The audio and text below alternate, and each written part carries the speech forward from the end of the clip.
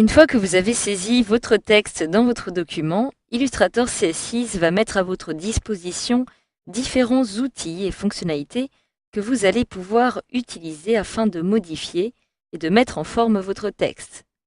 Donc, comme vous pouvez le voir, j'ai maintenant importé ma police, j'ai mon texte qui apparaît ici, je peux désormais décider de le modifier. Donc, je vais commencer dans un premier temps par le sélectionner. Pour cela, je vais retrouver ici l'outil texte. En cliquant dessus, j'ai mon curseur texte qui apparaît, qui va me permettre, dans un premier temps, de sélectionner le titre de mon document. Je retrouve ici 20e salon de la domotique. Donc si je souhaite modifier la police, je vais me rendre ici dans Caractères, qui apparaît automatiquement dans la petite barre de contrôle. Alors, je peux cliquer dessus et je vais faire apparaître le panneau Caractères de cette façon. Alors actuellement, je ne vais pas voir grand-chose. Je vais donc me décaler comme ceci, réaliser un zoom avant et cliquer à nouveau sur Caractères. Alors ici, j'ai la police qui est actuellement choisie, qui apparaît. Si je clique sur le petit menu déroulant, je vais pouvoir choisir, par exemple, cette police-ci, Caviar Dreams. En cliquant dessus, je vais pouvoir maintenant choisir le type de style que je souhaite lui appliquer. Donc, il peut arriver que chaque police que vous allez sélectionner dispose de différents styles. Donc, si j'en ai 4, je vais choisir Bold, qui signifie gras.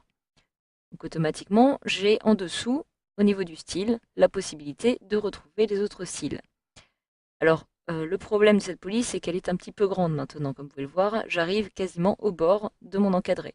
Donc, je vais peut-être décider de la réduire un petit peu à l'aide de la rubrique qui va me permettre de modifier la taille de ma police.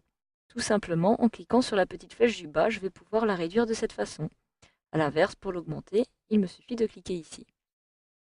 Vous allez avoir maintenant d'autres options que vous allez aussi pouvoir utiliser, qui vont être très utiles, comme par exemple ici, vous allez pouvoir définir l'interligne, c'est-à-dire en fait la distance, donc l'espacement qu'il y aura entre la première ligne et la ligne qui apparaîtra en dessous. Donc si je clique sur la petite flèche du haut, je vais pouvoir augmenter cet espace. Je clique sur la flèche du bas, je vais pouvoir le réduire, ou alors choisir une valeur directement parmi le petit menu déroulant qui m'est proposé ici. Donc je vais conserver à peu près cette valeur-ci qui me paraît plutôt correcte. Et vous avez aussi la possibilité d'augmenter ou de réduire l'espacement qui va apparaître entre chaque caractère, c'est ce que l'on appelle l'approche. Donc à l'aide de cette petite fonctionnalité qui va apparaître en dessous, je vais pouvoir décider d'augmenter cet espacement. Donc en cliquant sur la flèche du haut, plus je clique dessus et plus l'approche va être augmentée. Si je clique sur celle du bas, je vais donc la réduire. Vous pouvez procéder de la même façon, mais cette fois-ci avec le crénage entre deux caractères en cliquant ici.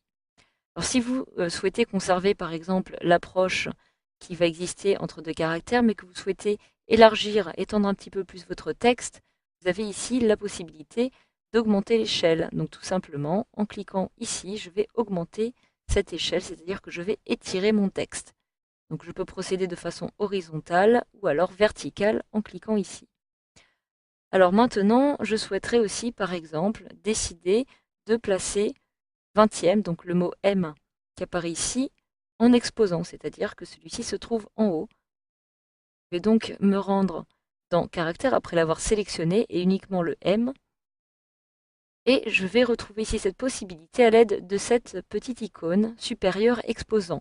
Donc en effet, si je clique ici, automatiquement, j'ai 20e qui apparaît de cette façon. J'ai aussi la possibilité, si je le souhaite, de demander à ce que tout le titre soit en capitale, en petite capitale. Donc pour cela, il me suffit par exemple de tout sélectionner comme ceci. Je me rends nouveau dans Caractère et si je clique ici, tout va apparaître en capitale ou alors tout en petite capitale. Je souhaite annuler cela, il me suffit de cliquer dessus à nouveau. Donc, je vais conserver. Ici, je peux maintenant décider de souligner par exemple mon texte en cliquant ici ou alors même de le barrer. Je peux spécifier ici la langue du texte. Donc, cela sera très utile pour la correction automatique. Donc je vais conserver français. Je clique à nouveau sur Caractère et je vais maintenant par exemple m'occuper de modifier le texte qui apparaît ici. Donc je vais le sélectionner. Alors dans un premier temps, je vais appliquer la même police à tout le texte qui apparaît ici en me rendant dans Caractère et je vais pouvoir sélectionner le texte Conforta que j'ai précédemment importé. Je sélectionne alors Bold. Mon texte a automatiquement été modifié. Je peux décider d'augmenter sa petite police. Je vais conserver une police comme celle-ci, puisque je souhaite que la police de la date et du lieu ressorte un peu plus. Je vais donc l'augmenter légèrement, comme ça, par exemple, et je vais décider d'espacer aussi un petit peu plus ces caractères. Une fois que cela est fait, je vais procéder de la même façon avec celle-ci, mais cette fois-ci en décidant d'augmenter l'interligne. Donc voilà, il ne me reste plus maintenant tout simplement qu'à mettre un petit peu de couleur. Donc je vais sélectionner dans un premier temps mon titre. Donc pour modifier la couleur, je peux procéder directement à l'aide du panneau de contrôle en la sélectionnant ici, en sélectionnant la couleur ici, ou alors directement dans mon nuancier. Donc par exemple, si je souhaite appliquer une couleur comme celle-ci, automatiquement, comme vous pouvez le voir, les couleurs de fond ont été modifiées.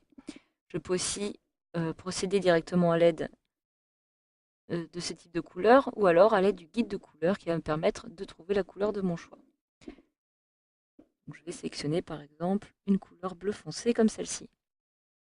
Donc voilà, une fois que cela est fait, je peux mettre en couleur aussi cette zone-ci, afin de choisir la couleur qui va ressortir un peu plus. Donc voilà, vous avez aussi finalement la possibilité à tout moment de modifier le paragraphe, donc toujours en sélectionnant le paragraphe de votre choix. Par exemple celui-ci, il me suffit de le sélectionner et je me rends ici dans le panneau paragraphe. Donc ici, je vais pouvoir spécifier si je souhaite aligner à gauche, à droite, ou par exemple justifier mon texte avec la dernière ligne alignée à gauche, avec la dernière ligne centrée, ou alignée à droite, ou alors justifier toutes les lignes. Je vais choisir avec la dernière ligne centrée. Donc voilà, donc une dernière chose, sachez que vous avez aussi la possibilité, par exemple, de sélectionner uniquement certains petits caractères, comme par exemple 20e. Si vous souhaitez le mettre en valeur, vous pouvez le faire en lui appliquant une couleur particulière, par exemple ici du rouge, de l'orangé, afin que cela ressorte beaucoup plus.